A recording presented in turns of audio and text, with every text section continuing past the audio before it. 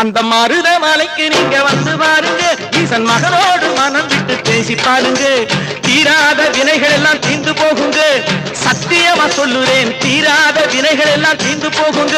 அது தீராவிட்டால் வந்து என்னை கேளுங்க, அது தீராவிட்டால் வந்து என்னை கேளுங்க. மருத மலைக்கு நீங்க வந்து பாருங்க,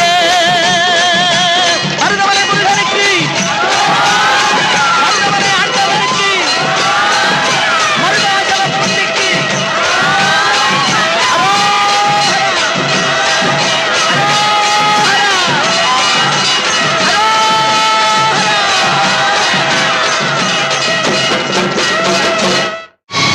கண்டுகொண்டேன், வந்தது யார் என்று கண்டுகொண்டேன்.